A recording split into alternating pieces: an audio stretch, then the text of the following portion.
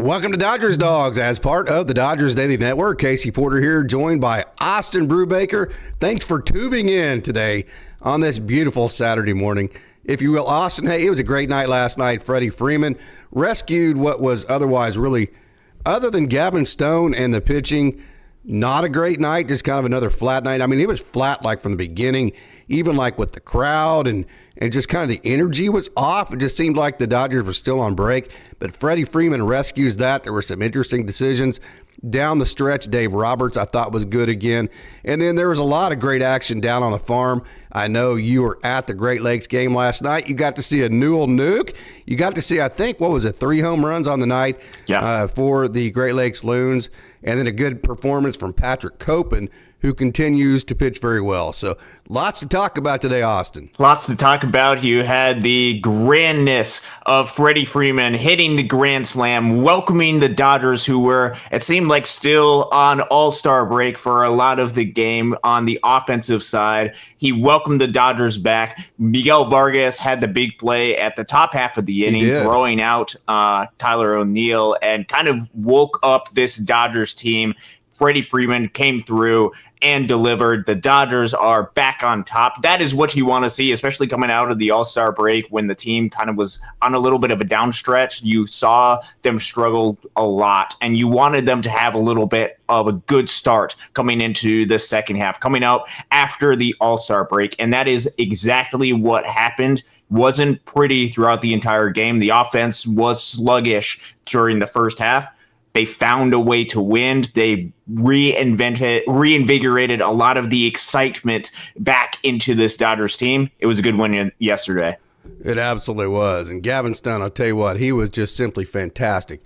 And if you got a chance to listen to the TV broadcast, Nomar Garciaparra is like just listening to audio gold whenever he's commentating a game. Of course, he's very analytical. When I say analytical, I don't mean he uses advanced analytics.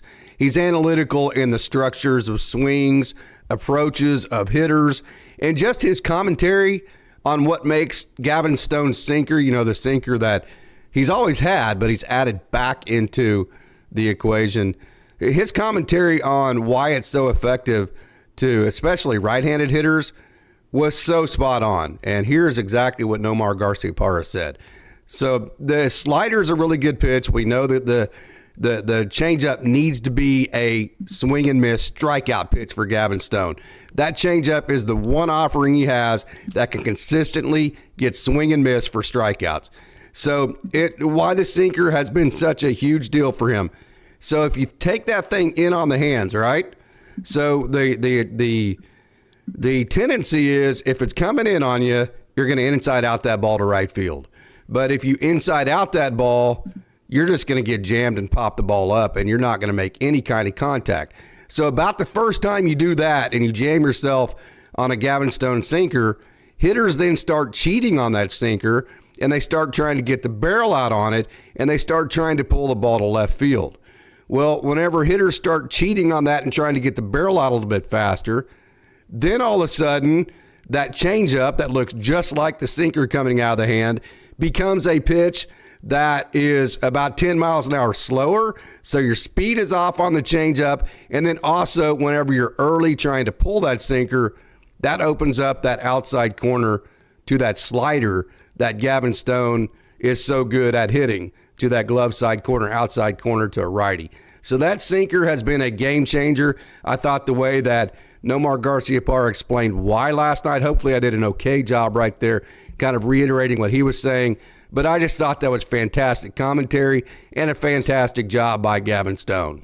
Yeah, absolutely fantastic commentary. It is intriguing and fascinating to watch how these pitch mix work together, because that is the art of pitching, getting the sinker to be able to pair up well so that your changeup is as effective as it possibly can be, that it can get the big time swing and miss when it matters the most. Gavin Stone has been incredibly effective at that. He's been able to generate a lot of weaker contact, and the results speak for itself. A 3.19 ERA to this point of the season. Last night, 5 innings, didn't give up a single walk. He has good command. He's pitching really well. He's feeling it. He is one of the Dodgers' best starters that they have, 100%. And it is because the intricacy of his pitch mix, what he's able to do, and how that's able to play off of each other. I'd love to learn more about that, and insight like that is incredibly fascinating and what we want to see from the commentary.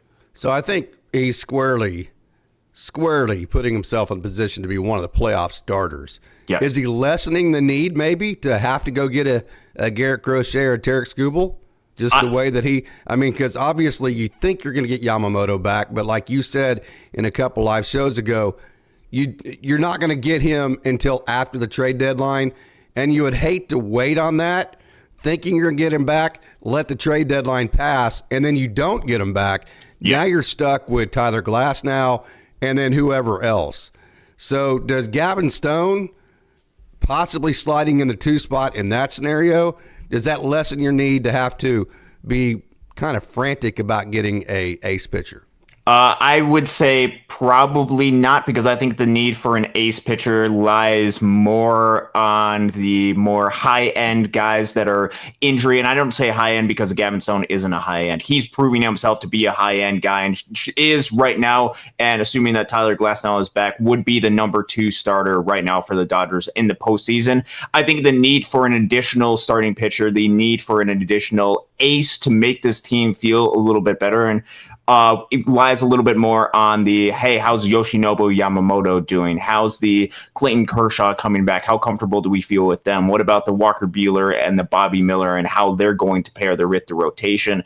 I think with Gavin Stone, I think he is slowly and firmly cementing himself into the playoff rotation. You always want to feel more comfortable than what you have to, though. So possibly it's lessening the need. Perhaps it's making it more like you're going for a little bit more of a mid-tier type of guy. And I don't say mid-tier because they're not good, but because you won't have to give up quite as much for a Skubal or a Crochet. I still think the Dodgers right now are doing everything that they can to go get one of those top line guys, because that I think they would feel a lot more comfortable. Yeah. And then if Yoshinobu Yamamoto comes back, and let's say your 4 is a Glasnow Yamamoto, let's say it's one of Skubal or Crochet, although it's going to be a huge package to give up, and then you throw in a Gavin Stone as well, that is a lot for teams to deal with. Although it depends on the health of one of these. I have all of these pitchers and stuff, and I'd be curious to see what the people in the comment section think. Yeah, it would be interesting. And I just say lessen because I think obviously it's still a big need. But I think every time a Gavin Stone goes out there and the Dodgers can look at a White Sox organization or a Tigers organization and go, hey, dude, we got Gavin Stone. We're good. We love to have your boy Crochet. We'd love to give you some of our great young players.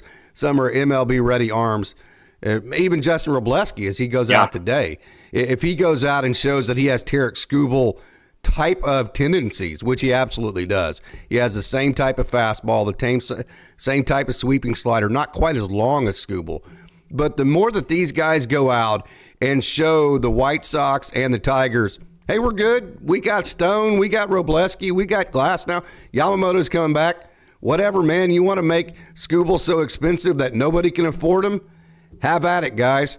And so when I say that, I'm saying I think every time that happens, that gives the Dodgers just a little bit more leverage, or is that too pie in the sky? No, that is absolutely right. You're looking for any type of leverage that you could possibly get in these trade negotiations, and having Gavin Stone go out there and continually pitch well just further helps elevate the Dodgers, further helps elevate their leverage that they have to where they could go out and say, hey, we don't need your guy. We have a guy that we feel incredibly comfortable with. So it was great to see Gavin Stone get back out there. He pitched really well in the past couple of outings. Before that, he just seemed a little bit off. I think last night he was able to work around a lot of stuff. He was able to get the big outs when he needed to. Gavin Stone is an incredible pitcher, and I have all the confidence in the world with him right now. The reason why I think sometimes you see it a little bit off, Gavin Stone, I will say this, and this is why the organizations that like advanced analytics, like the power stuff, is because when you rely on movement like the right turning sinker, the tumbling and fading changeup, the left turning slider, when you rely on that type of arsenal, then it is very feel heavy. So if you show up that night, you might have the feel, you might not. Then you might have the feel for one pitch, not another pitch. And then it's just kind of a process figuring out what pitches you have the best feels of for that evening. So I think that's why you see that from time to time from a guy like Gavin Stone. Yeah, it definitely. So I think Gavin Stone has proved himself to be more than consistent this season and has more than cemented himself at the big league level and for the Dodgers for the postseason. So it'll be interesting to see how the Dodgers take this. What has been an absolute gold find for the Dodgers this season. One of the keys that has helped them win a lot of games and helped them maintain this excessive lead in the National League West. Be curious to see what they're able to do going forward with this starting rotation. There has been some good news. It seems like a lot of guys are starting to come back and get more healthy, or at least there's more reports that more guys could be starting rehab out of this bullpen. We see the continued rehab starts from a Clayton Kershaw. We could be seeing Yoshinobu Yamamoto at some point. Maybe, I'm not sure exactly when he'd be coming back. Perhaps there is some good news coming with this Dodgers team health-wise that could make it to where you don't have to make as many moves as you thought of. Although I know for Dodgers fans, they like to be more than acclimated, make more moves than what they would have to. Absolutely. So, hey, we have a great crowd logging in. Showtime LA. Gregory, good morning. Yeah, player, thank you so much for joining. And Jerry Hunter. Hey, we're going to get to these comments. Craig Osterberg as well. Hey, you were there last night. This is our first comment of the day from Showtime. DePaula's swing looks like one of a slugger. He's going to grow into some big-time pop if he isn't traded. You got to see it right in front of your own eyes. You got to see a Josue DePaula home run, and I am so jealous. Oh, yeah. No, I don't know what exactly happened with the video feed. I was going to go back and watch any, but I don't even know if it's out there or available. But, yeah, last night I was there in Lansing. Actually, it was amazing. I got to give a shout out to the Loons fans because Loons fans travel. There's not a lot of teams in minor league baseball that have their fans go to a lot of the road stadiums.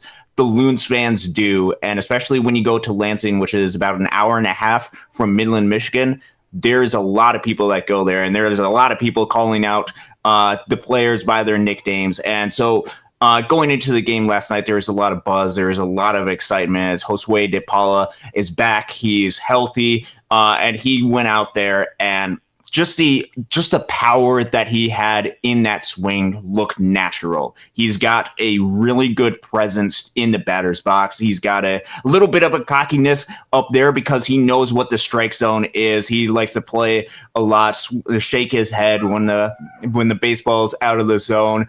Makes it like a game.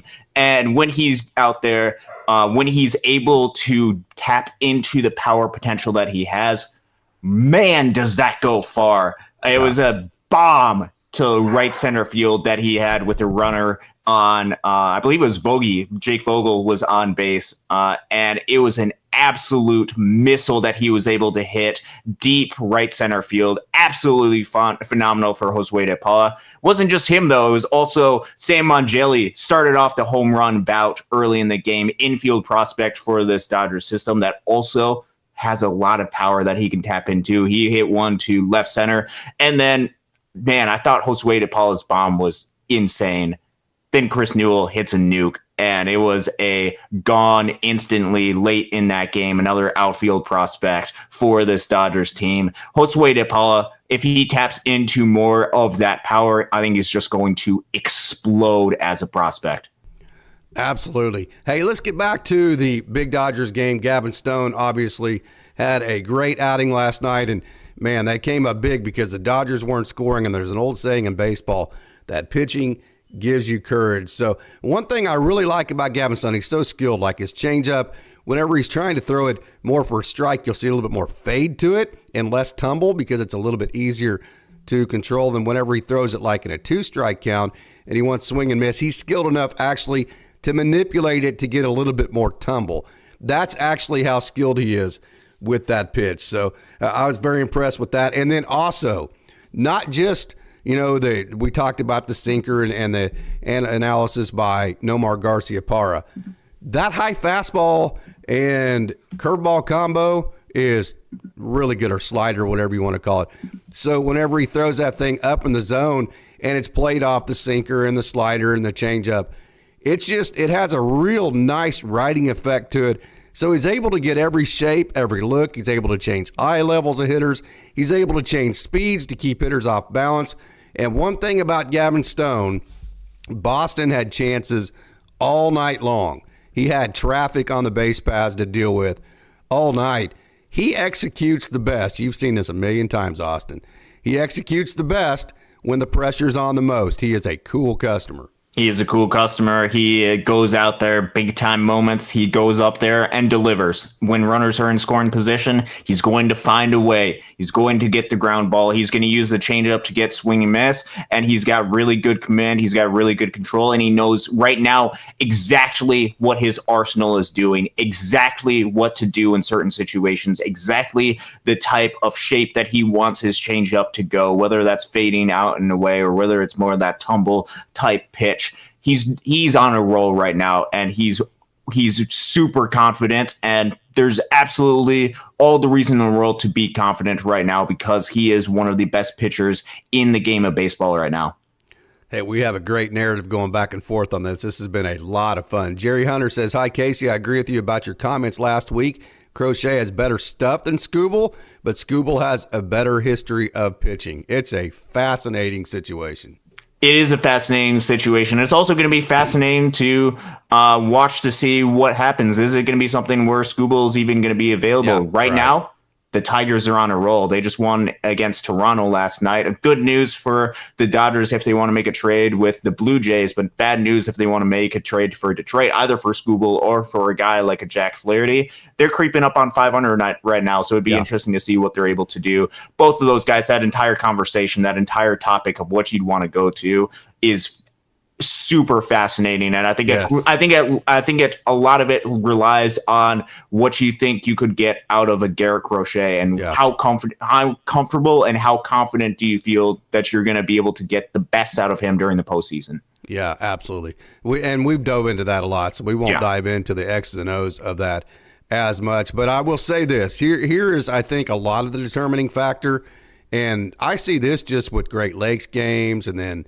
you're talking about, a lot of the West Michigan games and all of that Midwest League. Michigan fans are rabid about Detroit Tiger baseball. And another thing about that is, too, they're hungry. They haven't won in a long time. So when you have a fan base that is rabid to begin with, just go watch Michigan football, just go watch the Great Lakes games. Those fans are rabid fans for baseball, especially in the summertime. I know you said a couple times, Austin, that you only get a couple of months out of the year where you can actually go outside and enjoy baseball. And during those months, those places are packed.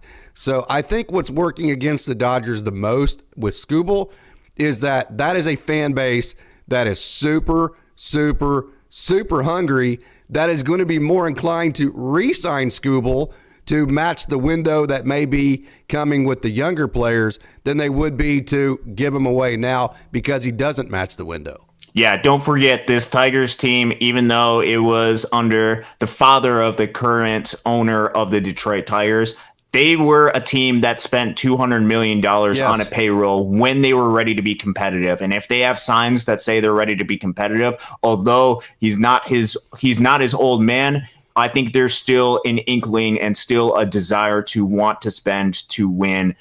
So don't forget about that. Don't forget about the Tigers, and they haven't been to the postseason since 2014. Just listen, if you want a little bit of insight into the mindset of the Tigers, listen to some of the commentary from some of the people that work in Great Lakes that put on the payoff on 100.9 The Mitt.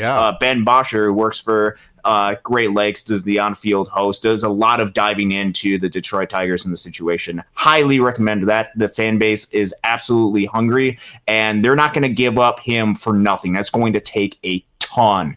in order to get a Tarek Skubal. And so you're talking about a lot of top guys, a lot of probably top position player guys, including a Dalton Rushing, including a Josue De Paula, including perhaps an Alex Freeland. And it's going to cost a lot in order to get a Tarek Skubal. Is that something that the Dodgers are comfortable or desperate enough to do right now?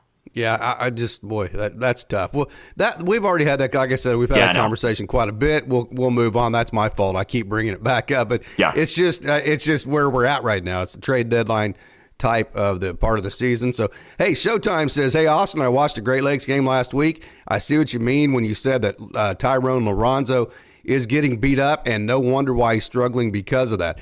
So, who is the other catcher on the Great Lakes team? Nelson Quiros. And so it's been Nelson Quiros, who actually has been really solid behind the plate. He's had times when he's been better consistent on the offensive side. And then you also have, in the past couple of weeks, had Frank Rodriguez, Efrod, behind the plate a little bit. So those have been kind of the rotation with Tyrone Lorenzo. But Tyrone Lorenzo has been getting a lot of work behind the plate when he's been able to. But as the comment mentioned, he's been beat up quite a bit. There's been a lot of foul balls that have hit off of him, which I know is taxing. Especially you get first season in cold weather baseball, your first season in Michigan. It is taxing for Tyrone Lorenzo. So I still believe in the talent that he has. I think he's a super nice guy too. We had an interview. Casey had an interview with him before the season. And it was really cool. Highly recommend checking out that. I still have all the confidence in the world in Tyrone. Absolutely, 100%. So Tyrone Lorenzo is a very good talent, a young man that is a good catching prospect. Hey, Craig Osterberg, Dodgers will be lucky to get one of these pitchers this season, but is the price right for those two? Yeah. Hey, Chris Fauborg, thank you so much for joining. Good day, he says, from, I believe, Chris Fauborg is coming at us from Australia. Hey, Andrew McDaniels, Freddie Freeman saved the night. So let's get back to the Freddie Freeman deal. Okay. Well, by the way, let me back up. I know what I was going to say a second ago about Tyrone Lorenzo. Catchers in the minor league system, even elite catchers, they never get away from that one bad year. Every single one of them seems like they have that 1 year where, like you're saying, every single time it's a foul ball, it's going off their right hand, or it's going off or every left-handed slider jams their thumb, or whatever it may be.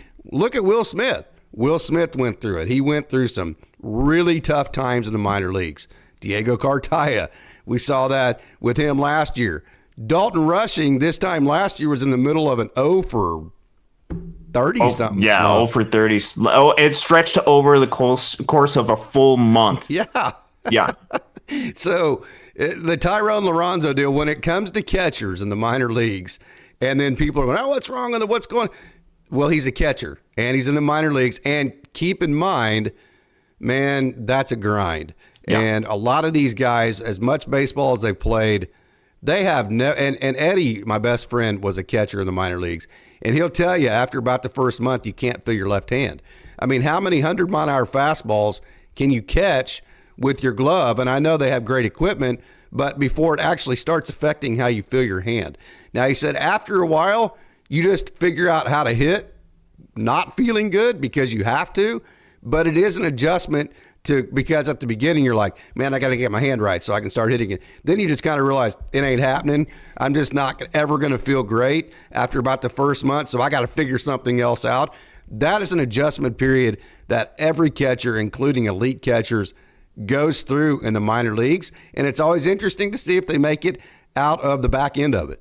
Yeah, it's going to be interesting to just continue to follow the trajectory of Tyrone Lorenzo. I think that all the talent in the world is there for him. I think he's going to continue to work through a lot of this, and he's still a really good hitter. If you want to see the best and the potential of Tyrone Lorenzo, though, go look at that series against Beloit in mid to late May. He went absolutely beyond nuclear in that series. Tyrone Lorenzo, special talent. He absolutely is. Let's get back to the Dodgers game last night. And I get it. The Red Sox, they walk Will Smith in front of Freddie Freeman to set up the double play. But Man, first of all, and first and foremost, Freddie Freeman actually is very, very good against left-handers. So I get it that, hey, the analytics just from the outer looks of it, you're going left on left, you're getting a left on left matchup, you're setting up a double play. I understand all that, and I also understand that Will Smith is also a very good hitter. So you are intentionally walking a very good hitter. But, and I actually have a story about this, how I might tell it here in a minute, but I just can't ever agree with intentionally walking somebody to get to a Hall of Famer. And not only just a Hall of Famer, this isn't like a guy that's living off a legacy. This is a Freddie Freeman that's still very much so in his prime. I mean, I'm not sure I've ever seen anybody walk anybody to get to a Hall of Famer in a situation to where they still had the lead like that. Now, I mean, okay, like if there's a runner at third base and you have no outs and it's a tie game and you can't let that run score, you have to set up the force at home plate, whatever. I've seen desperate situations like that, but last night, I'm telling you, that took the cake for me. Yeah, it was. The Red Sox were in an impossible situation because you're dealing with two of the best hitters in the game of baseball that show up situationally in those types of moments. You have a Will Smith that can get the base hit, that is going to do everything that he can to get the ball in the outfield. You're not going to get him to swing and miss. You're not going to get him to strike out. And then you have Freddie Freeman, who, as you mentioned, is going to be a Hall of Famer who doesn't strike out a whole lot. The only explanation would be if you can potentially get him to roll over something and hope that you get a ground ball. It is a big gamble that the Red Sox made yesterday. It did not pay off, luckily for the Dodgers. And I think either situation that you put yourself in, it's not looking good for the Red Sox in that. They ultimately decided to at least give themselves a tiny % chance that they could turn a double play with a Freddie Freeman. It just didn't happen. They didn't execute the pitch, and Freddie Freeman sent the Dodgers fans home happy. Absolutely, he did. So 100%. And don't forget Miguel Vargas, who had that clunky-looking play in left field with Andy Pages. I've mentioned a couple of times, at what point what kind of upgrade can you get that's significant enough to keep Andy Pages in center field instead of putting out like a James Outman in center field or a James Outman type defender in center field, and moving Andy Pages to right, and then having Teo in left field, and then also you have Jason Hayward that's going to be added into that equation. And we saw that again last night. Miguel Vargas, who in time, again, you got to realize he's not getting consistent playing time. This isn't about Miguel Vargas not having the ability to be a really, really extremely good left fielder. We saw it with his arm last night. This is more about he's in press mode because he didn't play very much. And whenever you don't play very much and then you're playing a position that you're not overly comfortable with, that makes it to where there is the potential for clunky situations like we saw last night. And that definitely was that. So that's something that Miguel Vargas looked very good offensively. We'll get down here in a minute. But that defensive aspect of it between Andy Pages in center and when Miguel Vargas is in left or wherever Miguel Vargas plays, that's something I think the Dodgers are going to have to really take into consideration. Definitely. You're going to have to take into consideration. It's been a struggle as of recent for the Dodgers and their outfield, for their defense in particular, the routes that are made, just the small miscommunications that they have that allow extra runners to get on. We saw the good play with Miguel Vargas and his arm, although I would say that's more of a lapse of judgment for Tyler O'Neill on the Red Sox. Are you kidding? Wow. But we have seen a lot of small things just seem to pile up over and over again for this Dodgers outfield for the miscommunications. That has to be fixed. That can't be something that happens because of those small mistakes that you can. Teams in the postseason are going to run a mile in those, and it's just starting to add up. It is frustrating to continue to watch it happens. I don't know exactly what the Dodgers are going to do. I don't know exactly who they would go out and try to find a significant upgrade. I know we've talked a lot in the past about getting Andy Pages into right field because I think that is where he best fits, or one of the corners. I think that's where he best fits. Are you going to find a guy are you going to go out and get a Luis Roberts to take over center field? Do you feel comfortable with James Outman in center field, or who would you go get in order to get him out of there? He's not good defensively either. So no, and he's a corner outfielder too. Yeah. So you have Pages in center field still in that. And so, if you go is that a defense you want to throw out there? I mean, is a Rosarina, a guy who's hitting him barely over 200, worth putting that defense out for every day? I mean, there's a lot of it's not as simple as saying, hey, let's go get a Randy Rosarina because we like that name. Yeah, it's going to be. You also have to take in consideration the outfield. If you're frustrated with the outfield defense, I don't think getting him is going to solve the issues. No. If you go out and get a Taylor Ward, he's another corner outfield type player. So you would still have Andy Pages out there in center field. Best case scenario would be to Andy Pages to be able to improve in center field so you can get the best bat that you possibly can. There's going to be some limitations if that is the case, and you need the small mistakes. You need the small things, the better routes, the increased effort at times to go out and get that fly ball. You need that to start happening in order to get the best lineup that you want to, because I think that's ultimately what the Dodgers would try to get, would be a corner outfielder, because that would be the best possible player that you can get.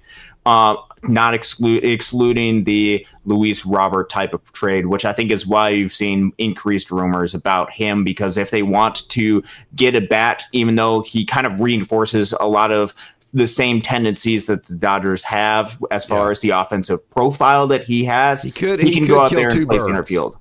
Yeah, he could go out there and play center field.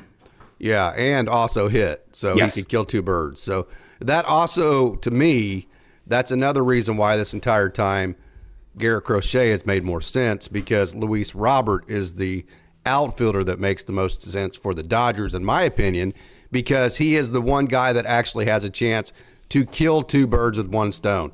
So if you got Luis Robert Jr., he's going to be a very good defender, correct? I believe so, yes. Yeah, and then he has the potential to also be a very impactful offensive player. So if he did come to the Dodgers and played good offense, he would play good defense, and then Andy Pages moves to right field. You've solved every outfield issue you have if Luis Robert Jr. came to the Dodgers and performed like he's capable of. Now, that's a big if. I mean, we thought Yu Darvish was going to come over and be the stopper that we needed him to be. We thought Max Scherzer and Trey Turner was going to lead us to the World Series, although they were both okay. I mean, Max Scherzer, I think Dodgers fans probably have a bone or two to pick with him. That didn't happen either. So, hey, that's what I try to tell fans all the time is you hear these names, you don't see them play every day. You pick apart your own players because you do see them play every day. And just because you hear the name Luis Robert Jr. or some of these other names, that doesn't mean that they actually are going to come to the Dodgers and be any better than what you already have. But it does guarantee the fact that you're getting rid of a lot of really nice prospects. So the trade scenario situations, especially the ones that are like with Luis Robert Jr., Randy Rosarina, where they're not showing it right now that they're the exact perfect fit for you, those are a lot more complicated than people think. Yeah, it is complicated. The trade deadline, it is easy, and the tendency could indicate that you want to stick to a lot of your guys because you know exactly the flaws, you know the system that you've worked with. You can work around them. And you can work a lot with these guys. With this Dodgers team, they are an imperfect team right now, and they've spent a lot of resources. They spent a lot of money into this team trying to make it as good as they can. I think they are going to have to make some sort of changes to make this team even more better. And so I think that's going to lead to a lot of things. But when you go out and trade for a guy, I think it's going to be almost impossible to find the perfect player. Correct. There's going to be flaws with each one of these guys. I've mentioned a lot of concerns that I've had with a Luis Robert, which some of that has been a little bit alleviated. He has his walk percentage up significantly than what he has before. Great. That lessens some of the concern that I have between the greatness of the gap between his walk and strikeout percentage. Love to see that. That's some of the things that I'm looking for. The players that you're going to get, though, are going to be imperfect. So the question is, how much of an upgrade are they compared to the guys that you have right now? I think you can find some guys that can push the bar a little bit from some of the guys that you have right now. It's up to the Dodgers to find who those guys are and find the guys that are going to be the best mix with this clubhouse. You got to find and get those guys because the Dodgers like this culture a lot, and they want to make sure that they have the best team out there. We're bouncing back and forth quite a bit, and that's okay because we have good comments to be had in the chat. And also we have different thoughts, and there's different things to talk about. Don't forget, on Down the Farm today, hey, we're going to get Austin's thoughts on this year's draft. Had a lot of draft coverage, both on the YouTube site and then on all the social medias, and then also on the webpage. Down the Farm, we're going to talk about Sean McClain, who hit another home run last night. We're going to dive into the Great Lakes games with the 3 home runs from DePaula, Newell, and Managerial for the Loons. We're going to talk about Bubba Alleyne. Boy, he's been playing good lately. Damon Keith as well, DK. Then we're also going to cover pretty heavily the Clayton Kershaw rehab performance. I actually put every pitch of every single inning out inning by inning on my social medias. We're probably going to cover the first inning of that here on this show. Trey Sweeny, who had a just ridiculous awesome night last night, 4 hits. And Diego Cartaya pulled 2 hits into left field on pitches that he hasn't always gotten to. So that looked good, to me at least. And so, hey, the Down the Farm today is going to be simply fantastic. We're going to do it live, which means that we're going to be able to talk to you as we are doing it and taking on your comments. One last thought for me about the LA Dodgers game last night. Another example of how Dave Roberts, and he takes on so much criticism, especially for how he handles the bullpen, how he's able to use analytics to put his team in the absolute perfect positions to succeed, i.e. putting in Daniel Hudson last night instead of Evan Phillips to face the lefties.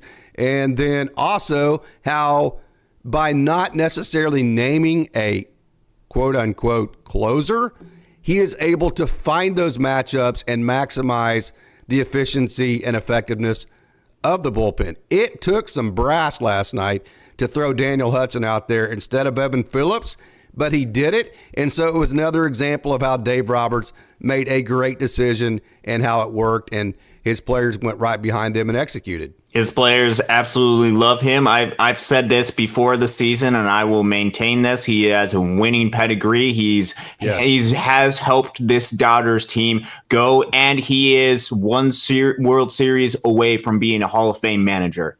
He is a really good person. I know he takes a lot of criticism for Dodgers fans, but he also can help put this team in the best position to win. You're not going to get a manager that's going to be perfect all of the time. And certainly there's been a lot of frustrating moments with Dave Roberts. He loves his players, and there are times that he goes out there and makes the correct decision. If you criticize him for the mistakes that he has, you also have to praise him for the decisions in which he had a lot of success, when he went a little bit unconventional, and it paid off because of that. So Dave Roberts, I say this quite a bit, or I've said this before.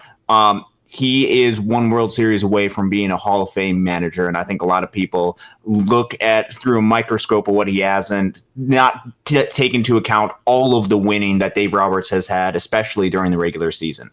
Dodger Blue 82 said, "Good morning, guys. Well, at least on my part of the country, is River Ryan making a start this weekend?" I have not heard. I know I heard that rumor on the last show. It was going around in some of the chat rooms that he was starting on Sunday. I have not heard that at all. I've heard possibly Monday, but I don't even want to speculate on that because I have zero information on that situation. And I don't think, to be honest with you, I'm not even sure the Dodgers actually know when River Ryan, right now at this point, is making his Major League debut. Maybe they do. I don't know. Yeah, I have no idea when that's going to happen. We'll have to wait and see. River Ryan is coming, and I think he's coming quickly. He will be at the big league level at some point, and I'm super excited about that. And if you want to know what to expect from him as far as whenever he does finally take the mound for the Dodgers, put out a feature yesterday, which was kind of a splice up of the last interview I did with him, but kind of narrating it to explain, taking you through, how he got here, to alleviate your concerns about his shoulder, and then the pitch mix that you're going to see, the 6 pitches, and wanted to kind of narrate that so you could understand exactly what you're going to get in River Ryan, at least what you should get if he goes out there and pitches the way that he's capable of. So if you haven't seen that, that feature was released yesterday as a high velo on River Ryan. Go over and check that out. But hey, Austin, do you have any final thoughts on the Dodgers game last night before we head on down to the farm and take a trip down the farm? No, it was just great to see the Dodgers get back in the win column. They had another one of those big time moments. The Dodgers fans got to experience something electric. Don't take those moments for granted. It is great to see the Dodgers win, and it is great to see a Hall of Famer go out there and hit the game-winning grand slam and to help this Dodgers team get back on track. I think it was a tough end of the first half. This is a great start to the second half. Okay, I think without that, we're going to not waste more time. We're going to get right to it, and we're going to take a trip down on the farm. So let's get to it, and let's get after some. Actually, let me get right here, and I'm not sure exactly why that's not working, but, well, I may need to actually create. Go ahead and talk a little bit more about some of the action that you saw last night down the farm while I actually get this. Let me get this back here. While I get this set up so we can actually get the video on the screen. All right, perfect. So let's go. Let's take ourselves to the capital of the state of Michigan. Let's go to Lansing, Michigan, home of the Lansing Lugnuts. As I had mentioned, there was actually a lot of Great Lakes Loons fans that made the trip down from Midland, Michigan, all the way to Lansing. I got to interact with quite a few of them. There was Los Pepinillos jerseys. There is Great Lakes Pontooners jerseys. There is a lot of stuff all over the place. Great excitement, great energy from the crowd. And you're starting the second half, and it was good for similar to how the Dodgers got off the second half or after the All-Star break on a good note. It was great to see that from the Great Lakes side as well. And it all started with the performance last night from Patrick Copen. This is the third opportunity that I've had to watch Patrick Copen pitch in person. I think he's had 4 outings at the high level. First one I didn't get to see in Lake County. Every single other one I've had the chance to watch in person. He is incredibly impressive to watch. He's able to, similar to how Gavin Stone was able to get out of big situations, he was able to get out of some really big situations, was able to get the ground balls that turned into double plays. He has really good stuff that can get some swing miss. Fastball last night was roaring pretty good. I don't know how much I should trust the Lansing gun that they had right there, but I saw 96 pretty regularly, pretty consistently for Patrick Copen, which I think lines up with what he has done in the past. I think his pitch mix is really well, and I think he's getting on a roll. Last night, pitched 5 2/3 innings. The 2 runs that he gave up were right at the end of his outing. It was I can't remember I don't know if it was off the end of the bat or off the inside bat. Batter got jammed, and it landed in the perfect spot with 2 runners on down the right field line, basically right on the foul line in medium depth right field, in which case the Loons, I should say, had Dylan Campbell, the right fielder, shaded pretty heavily and right center field. There's no way that anybody was going to get to that baseball. So a little bit of tough luck right there, but you got to give it up for Patrick Copen, who is starting to find his groove really well at the high level. He's pitching well, he's pitching consistent, and he's one of those guys we talk about, the next generation of Dodgers prospect pitchers. He is firmly cementing himself in that mix, part of the 2023 draft class for the Dodgers. Absolutely. Patrick Copen is a guy that, hey, he did have 3 walks in 4 innings last night, and just looking at his base on ball numbers, they're not exactly where you want them to be. So the stuff is there. It's Rolodex type stuff. Yes. 1,000% it's Rolodex type stuff.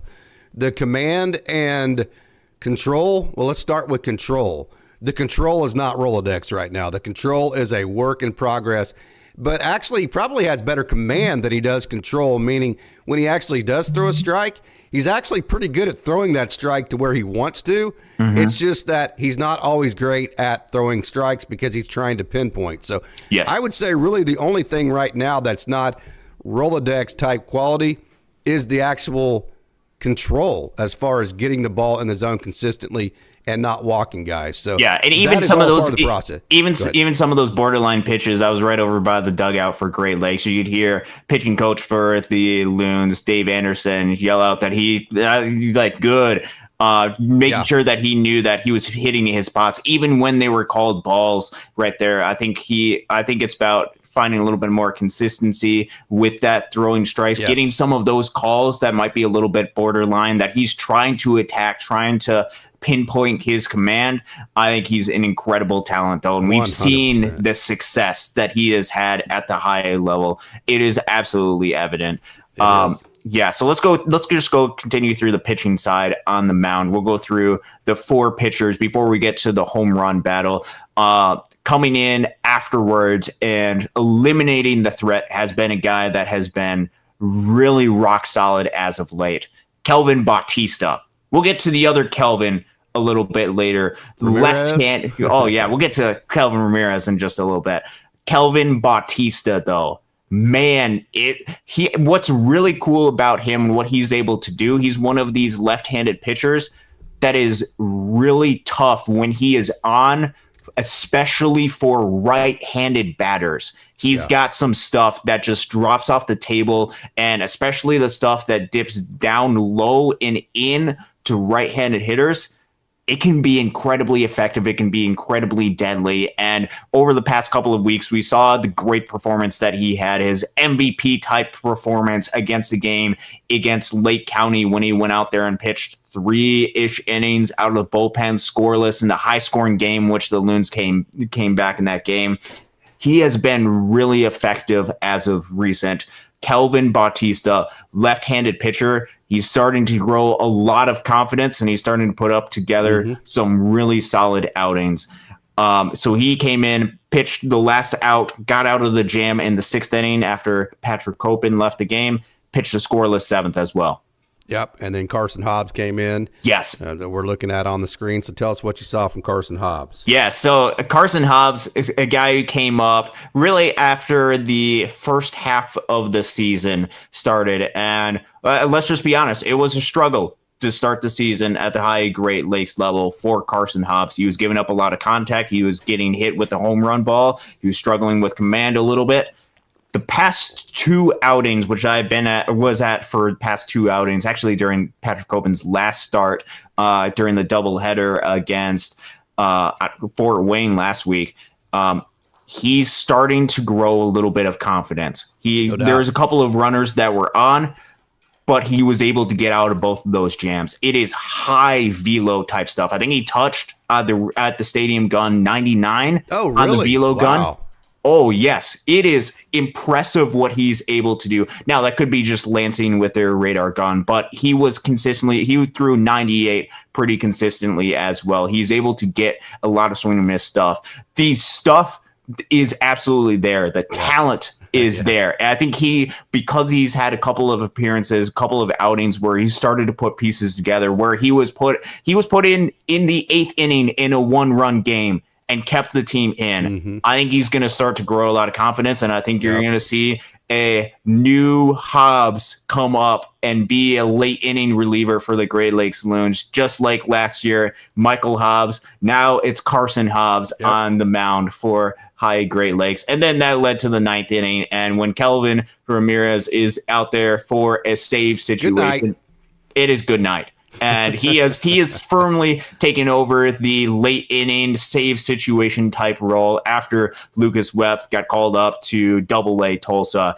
And his stuff is he's a strike thrower. He's going to go out there and he's going to get a lot of hitters out. He might give up a couple of base hits at time, but man, his swing and miss stuff is really, really nasty. And he's got really solid command with that. So Kelvin Ramirez came in for the save situation in Lansing, had a 2-run lead thanks to Chris Newell, which I'm sure we'll get to the offensive side, to the 3 people who had home runs. We'll run through those in just a second.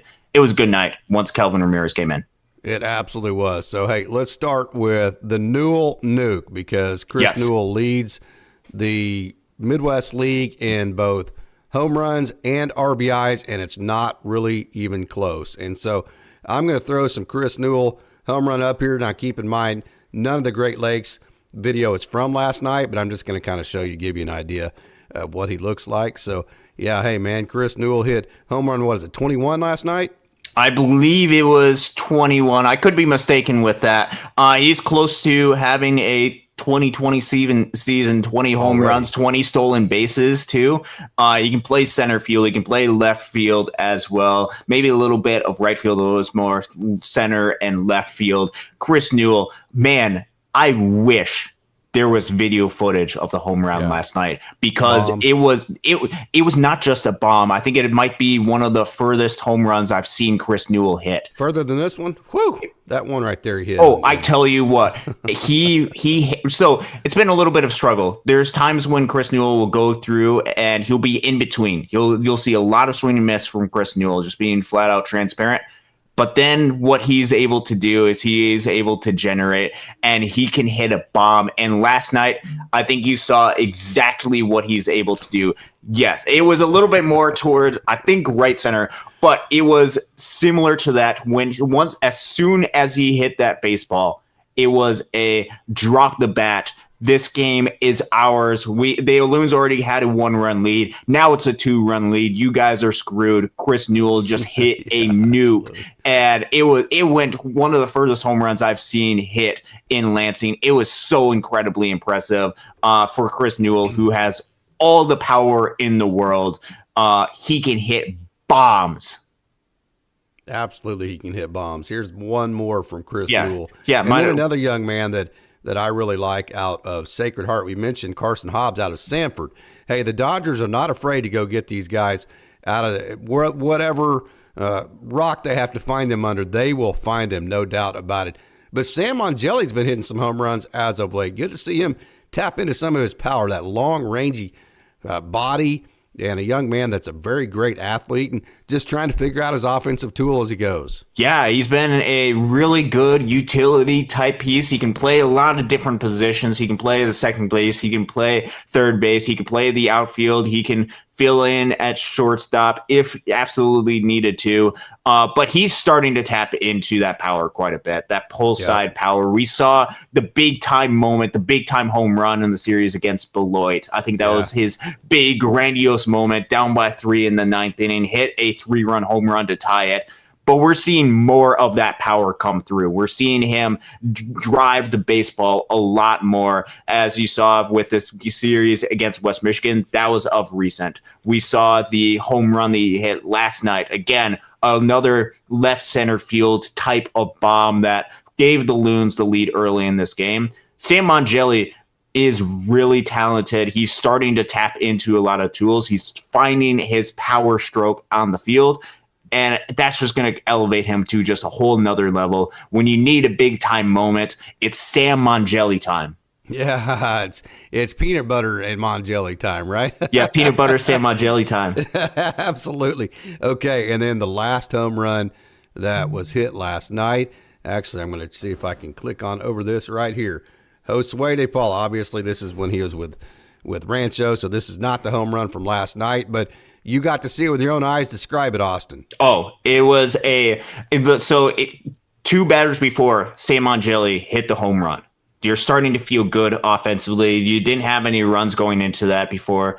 And Josue De Paula, who had, I think, 10, 11, maybe around a dozen games so far at the high A level. Actually, I was talking to bus driver Paul, and he was like, "Oh man, I'm surprised it doesn't have any home runs or RBIs." So if you believe in the jinx, he kind of jinxed it against the Lansing Lugnuts. Good for Josue De Paula, but he came up. Jake Vogel was on first base, and man, he made some of the most impressive contact that I've seen. It was similar to the Chris Newell nuke, except it was further into right center field. It was home run derby type of stuff for Josue De Paula. The power potential that he has is 1,000% in there, and it's really too bad there's really no video footage out there of it, because it was incredibly impressive to watch how far that home run ball hit. Absolutely unbelievable. Yeah, it's in there. It's just his launch angles. He hits the ball low. It comes out low. It's not a matter of does he have power. It's a matter of can he actually correct that launch angle without destroying his entire swing? Yes. That is a much more difficult thing than people think. So, hey, Sean McLean also hit a home run last night. We've covered him quite a bit as of late, and it wasn't a great game for Rancho anyway, so we're going to go ahead and move on to Double A Tulsa. And a young man, hey, this is Bubba Lane. Of course, that's Edgardo Henriquez pitching there. Watch this catch. We showed you his catch last week. Bubba Lane right there, young man. I tell you what, he got thrown out trying to stretch a single into a double, and he got thrown out by it's 90-foot base pass, so I think he got thrown out by 82 feet. And so I messaged him this morning. I said, hey, man, love the effort trying to stretch that thing into a double. I said, I kid. I said, hey, man, keep killing it, because he has been killing it as of late. And he said, yeah, man, we were just kind of flat, and we were doing this and that, and here's that. We're getting ready to see a hit, and then the great catch, you're getting ready to see it right here. Hold on, let me back that up. Here's that really great catch that's been compared to Jim Edmonds. And he said, yeah, man, I was just trying to create a spark for my team. And so I got to thinking, you know who he reminds me of in terms of like how he slides, his hustle, his positive energy, his passion to playing hard and playing as hard as he can every day? Honestly, he has Pete Rose type of hustle.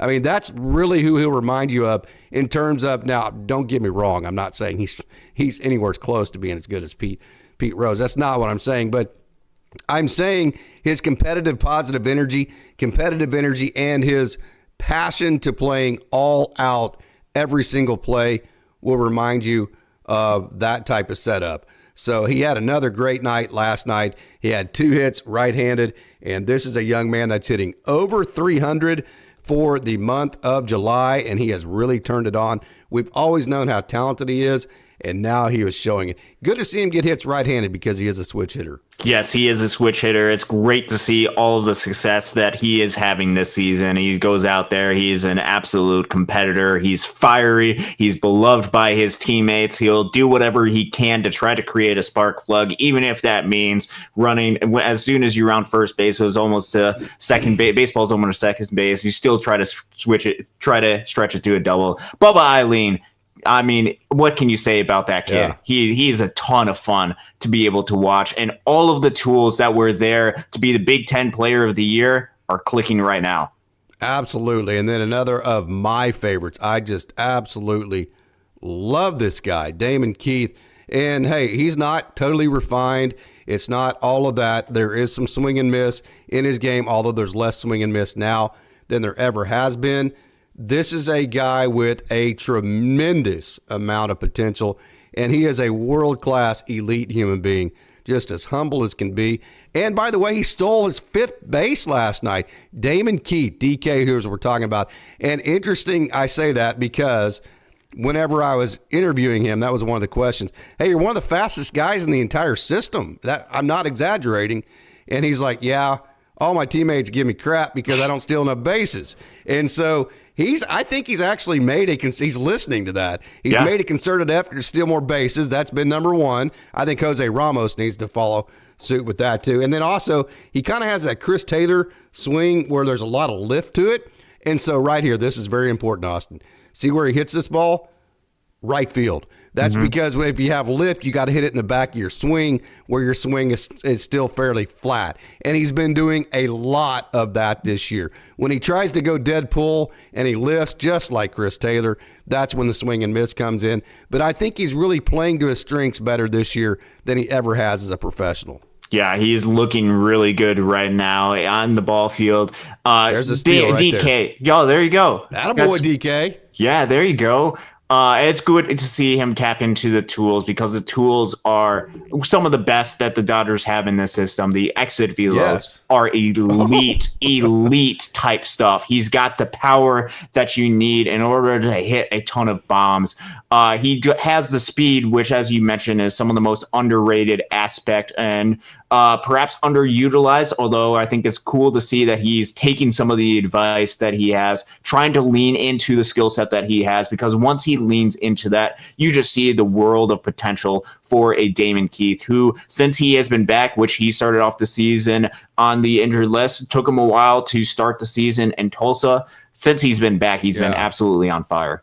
He absolutely has been. Okay, so let's move up now to, by the way, Edgardo Henriquez had a really nice outing. Hey, Ronan Kopp had a really nice outing as well. And I'll tell you what, Ronan is getting closer and closer and closer to being that confident, dominant pitcher that we are used to seeing. I actually timed him to home plate, and he was somewhere around 1.6, which is about 2/10 to 3/10 of a second slower than he wants to be. So the only real concerns that I have for him would be that he needs to get that down around 1.3, 1.4. But again, hey, that's very much so nitpicking. This is the wrong actual Clayton Kershaw video here. I'm trying to actually get to the first inning of last night, but hey, we'll just go ahead and roll. No, this is actually Rancho as well. Give me, yeah, right here. Let's go just to the fourth inning. This is from last night of Clayton Kershaw, then we can move forward from there. So Clayton Kershaw, he threw 4 innings last night. His fastball touched 91.6, which the big deal in that, obviously he's not going to be a guy that relies on velo to blow it by hitters, but that 91.6 was still being thrown in the 4th inning. So that tells you the durability and the endurance is there. And then, hey, another thing that he did too, I counted it, like in certain innings, he only doubled up like one time. Doubled up meaning throwing the same pitch back to back. So he would throw that slider to right-handers to get underneath their swings right there, and then he would throw the curveball to get swing and miss, and then he would use all of those sequences to get his fastball. There's that slider again. So he's kind of pissed about that one because he was trying to get that in on the hands, and then he would use that to get that fastball to make it play a little bit better. So that's how you make a 91.6 look faster to a hitter, is that you pair it off of, there's one there. See how he got it in the hands? That's because he had consistently thrown that slider and curveball and made that fastball play up. So to see a Hall of Famer, quote unquote, pitch like he did last night, even though he gave up whatever it was, 3 runs, he gave up a home run to Davis Wenzel, who I saw at Baylor many different times. Great player. Wenzel has been with Texas at the major league level almost all year. He did give up some runs. The fact that he is in the process of refining his execution through pitching like he did last night, I'm super excited. I'm super excited as well. I think it is only a matter of time. It's not going to take long for him to be back in a Los Angeles Dodgers uniform. Clayton Kershaw is coming back. He's working on a lot of stuff. And he will be back in this Dodgers rotation soon. Glad to see that he's doing well. Glad to see that he seems to be healthy. And glad to see that the velo seems to be sticking around at least a little bit from what he has later into the outings. I think that bears well for him being a bulk inning type of pitcher. Yeah, they listed his changeup last night actually as a, let me get back to the start of that, actually as a splitter. And that's exactly how I was like, So I didn't go public with that. I don't have any way to confirm it, to be honest with you. And so I just left that be. But I will say that it was listed as a splitter. So take that for what it's worth. Hey, Van Mills, I want to thank you so much for joining. Van Mills is from Charlotte, North Carolina. Great segment on River Ryan, who is from near Charlotte and attended UNC Pembroke. You guys do a great job. Keep it up. Jay says, wow, that over-the-shoulder catch was sick. He also wants to know what to expect from Robo. We'll get to that whenever we cut back after our Down on the Farm. So there is by the way, I'm going to release tomorrow every single pitch of Clayton Kershaw's outing with some narrative in front of it, plus his post-game interview that he did last night when he was available to the media. So I have all of that ready to go. Going to release it in the morning. Don't want to release way too many videos all on the same day. So expect that to come out if you want to know more about where Clayton Kershaw is at. So, hey, the next guy we're going to move on to, Austin, had just an absolutely incredible night. I think if you follow Dodgers Daily, you know exactly how much I like this young man right here, Trey Sweeny. 4 hits last night for Trey Sweeny, which is awesome to begin with. How about this? Line drive double to the opposite field gap, base hit up the middle, okay, left on left base hit to right field that he pulled, and then he pulled a home run. So he went around the world with where he hit the ball. He hit one off a lefty. Just absolutely, this is exactly what Trey Sweeny, the way his swing sets up, this is the exact type of thing that he can do consistently when he gets it figured out. Yeah, this is what the player that the Dodgers traded for with the Yankees during the offseason. This type of tools, this type of skill set that he has from the shortstop position as well.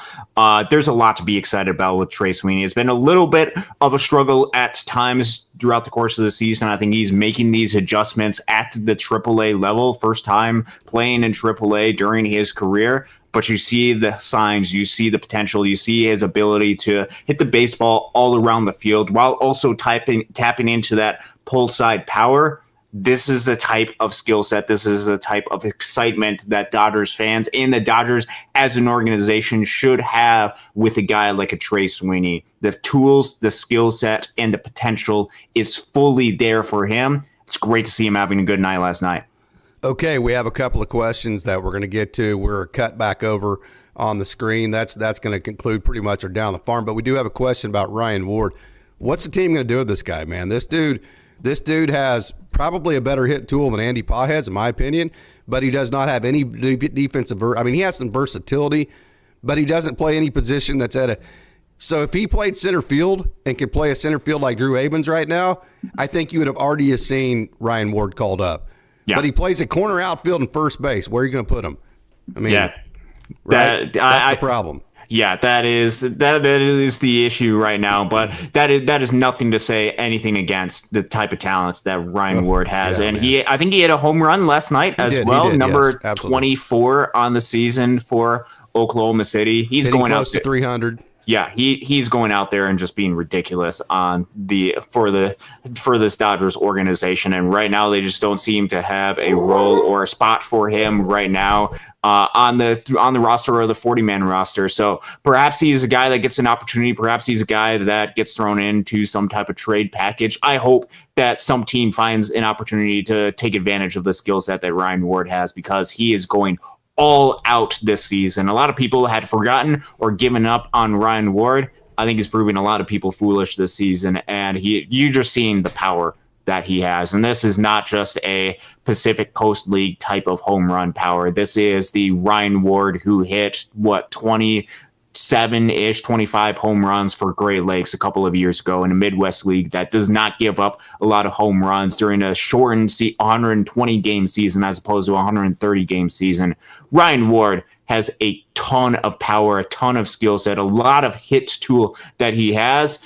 The Dodgers just don't seem to have a lot of room either on the 40-man roster or in the outfield for him right now, but he needs to get an opportunity at some point, similar to what we saw from a Michael Busch in the past. We're seeing him have a ton of success with the Chicago Cubs this year. I think if you give Ryan Ward a chance right now, I think you're going to see a lot of his skills really play up at the big league level, and that power is legit.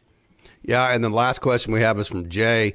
Hey, what to expect from Justin Robleski? I'll let you dive for his performance tonight. I'll let you dive into that first, and I'll get into my thoughts. Yeah, it's going to be interesting to see how Justin Robleski goes out there. I know the past couple of starts, he would have liked to finish a lot better. I think he's definitely more capable of what he's been able to do as far as the results. I think the process is right there. I'd love to see him continue to go out there and pitch some innings for this Dodgers team. We'll see, and kind of some of the things I'm looking out. How does he handle avoiding some of the mistake pitch that goes up and gives some of the home runs? Can he limit some of that? Is he able to generate some swing and miss? Is he able to keep these hitters off balance? So far, I've loved what I've seen from Justin Robleski at the big league level. We're gonna see, I think, a continuation of that as the Dodgers need to fill out some additional innings right now. I'm going to keep this pretty simple. I think Sweeney is going to be a star. That's what Craig Osterberg says. Daryl Jackson also says, hey, guys, the team has some hitters that are not great at the big league level. Certainly not right now. Yeah, there is some dead weight in terms of the lumber for the Dodgers right now. That's been a problem all year long. No doubt about it, Daryl. Yep. I don't think they're going to solve that, though. The guys you're talking about, maybe other than Gavin Lux, who has options, I think they're all going to continue to be on the roster. So we're just going to have to root for them and hope for the best. So my thoughts on Justin Robleski, simple as this. The fastball is Tarek Skubal type effective. It's a great pitch. It's going to beat big league hitters on a consistent basis, even if it doesn't do it tonight. As he pitches more and more, it is going to be a borderline elite pitch for him as he continues to move forward. Simply put, he's gonna be 98 to 100 with it as he goes on. Now I think he's probably 96 just right now. When I say 98 to 100, I think that's at the top end is what I mean, and which is really good from the left side. So the fastball, I'm never worried about that with Robleski. The makeup, the confidence, the swag, the execution. He is a power pitcher with an execution focus. Never worried about that. Here's going to be the determining factor: how fast Justin Robleski turns into a top echelon pitcher. How he incorporates the sinker to get in on lefties, to the inside part of the plate on lefties, because he doesn't want to throw that slider to lefties, because that's the ball that gets hit for a home run. And then how can he incorporate his slider enough amount of times in a game without 2 or 3 times hanging one and it getting hit for a home run? It's that simple for Justin Robleski. And I think the way that you do that is you incorporate the sinker more, and you take that left turn to get hitters, especially lefties, to pull off the ball. So even if you do make a mistake on your slider, it gives you margin for error because that sinker's had them pull off just a touch, and it's just kind of changed the look at it. So I think that sinker-slider combo, how well and how much he incorporates that into the mix, that's going to be he's going to be good regardless. Yes. That's going to be the determining factor whether he can go from good to being dominant like we've seen him be at the minor league level. He's been, 2, 3, 4 pitches away from having an incredibly dominant start to his major league career. Yeah. And if he's able to fix and refine some of that, I think he's going to be even more effective than what he has been, which he has provided length to this Dodgers rotation, exactly what they needed out of him. I think you're going to see continuation of that out of Justin Robleski tonight. The skill set is absolutely there. It's about execution. At the big league level, you have to execute. I think Justin Robleski knows that, and I believe in the talent and ability for a Robo to be able to execute going forward. Sometimes it takes a little bit of a learning bout, but I think that sinker, I think that slider combination is going to be key for him, as Casey mentioned.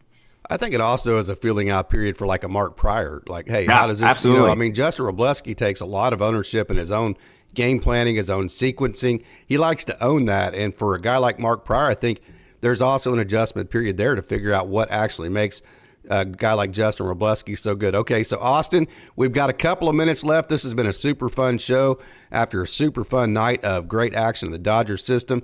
You're headed back to the Great Lakes game tonight. I know you got that show us that uniform, man. Show us that jersey. Oh, yeah. Woo, look at that. Actually, we're backwards. Hold on one second here. Yeah. Let me get you right. There we go. There you go. Loons right there. Hey, we got to get that all straightened out. That is sweet, man. Tell us what you expect going to the Loons game tonight, brother. Oh, I'm super excited about it. I'll be driving back up to Lansing to make the hour-plus drive to go to the capital of the state of Michigan. I believe it's Jackson Ferris, another Jackson Ferris day for Great Lakes. I don't know how many more of these I'll be able to see because he has been dominant as of recent. I expect more of that tonight if he's able to keep with the command, if he's able to limit some of the mistake pitches similar to Justin Robleski. It's going to be fun. It's going to be exciting. And I talked to a lot of people. Justin Foscue, and Foss of his black glove, kicks in the 0-1. And when the Loons score, you're going to see a lot of people doing the funky feather tonight. Yeah, no doubt about it. Okay, man. Hey, I appreciate you joining. I want to appreciate everybody for joining in an impromptu. We're going to try to do this a little bit more on a Saturday morning. Sometimes for us, being not located in L.A., it's easier for us to do it on a Saturday morning than it is a Friday night because we get the post-game part of it and we can actually cover the game from the night before and all the action from the night before, including Rancho as well. So I want to thank everybody for tuning in. I want to thank you, Austin. And until next time, absolutely 100%. I got to say, as we always do, go Justin Robleski, my Oklahoma State Cowboy. No doubt about that, and go Dodgers.